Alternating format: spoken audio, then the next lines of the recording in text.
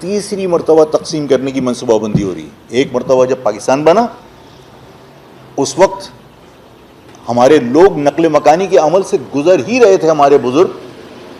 तो कायद-ए-आज़म रहमतुल्लाह अलैह ने खुद कह दिया, फिर उसके बाद लियाकत अली खान ने कह दिया कि अब जो आएगा वो पासपोर्ट पे आएगा। इसका मकसद है कि वहाँ की शरीयत इख्तियार कर लो। कायद-ए-आज़म ने कहा कि वहाँ के लोग वहाँ रुक जाए और वहाँ की हुकूमत के वफादार बने। सवाल ये पैदा होता है कि तुमने अलीगढ़ कस्बा या अपना अलीगढ़ या आपका आगरा, दिल्ली, यूपी, सीपी, बिहार, लखनऊ, आपने यहाँ के लोगों से कुर्बानियाँ क्यों मांगी थी? अगर आपने हिंदुस्तान की हिंदुओं की वफादारी का आपने दर्स हमें देना था तो धोखा हुआ हमारे साथ। उसके बाद दूसरी मरतबा जो लोग हिंदुस्तान से हिजरत करके बांग्लादेश चले गए थे, उर्दू बोलने वाले लोग, जिन्हें आप बिहारी के हैसियत से भी याद करते हैं, महाजिर है, मेरी कौम के हिस्सा है वो।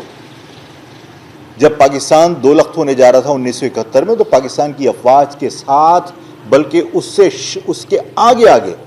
उसके आगे बढ़कर मेरी कौम के लोगों ने इस मुल्क को बचाने की जद्दोजहद की और वहाँ सब लोग शहीद हो गए। जो औरतें बची, बच्चे बचे, वो आज भी रेड क्रॉस के कैंपों में। उनकी कुर्बानी का सिला ये है कि ज़ियाउल हक ने कह दिया कि जो लोग वहाँ हैं वो बंगालियों के वफादार बन के रहें। अगर बंगालियों की वफादारी करनी थी तो अलबदल शम्स बना के तुमने अपनी अफवाज के साथ उनको बंगालियों से क्यों लड़वा दिया था? वहाँ हमारे साथ फिर धोखा हुआ। आज भी मैंने आपसे कहा है कि पाकिस्तान के अंदर अगर नए सूबों के क़याम की बात हो रही है और कराची को भी एक अलग सूबा बनाने की बात हो रही है, तो कराची सूबे का नारा मेरा नहीं है, आपका नहीं है, ये पंजाब की अशराफिया का है। इसलिए कि अगर कल कराची में कोई इन्वेस्टमेंट आनी है और कराची में अगर कोई इकोनॉमिकल बूम आना है तो वो उसका बेनिफिशियरी आपको नहीं बनने देना चाहते। इस वक्त मुल्क का हाल यह है कि चारों तरफ तुम्हारी सरहदों के ऊपर टेंशन है। अल्लाह ताला मेरे इस मुल्क को सलामत रखे। जो मैंने खदशा जाहिर किया है वो मैंने आप लोगों को कई बार गोशगुजार किया है और मैं आप लोगों के साथ ये गुफ्तगू इसलिए करता हूँ कि आप अपनी आवाम के अंदर ये बात लोगों को समझाने की कोशिश कीजिए और बताइए, लोगों को एहसास दिलाइए कि हालात कितने संगीन हैं। मुझे लगता यह है कि अमेरिका हमें ट्रैप कर रहा है, क्योंकि मैं ये समझ नहीं पा रहा कि एक तरफ इंडिया, यानी हमारे आर्मी चीफ ने, फील्ड मार्शल ने इतनी मरतबा ये नहीं कहा कि हमने राफेल 7 गिरा दिए।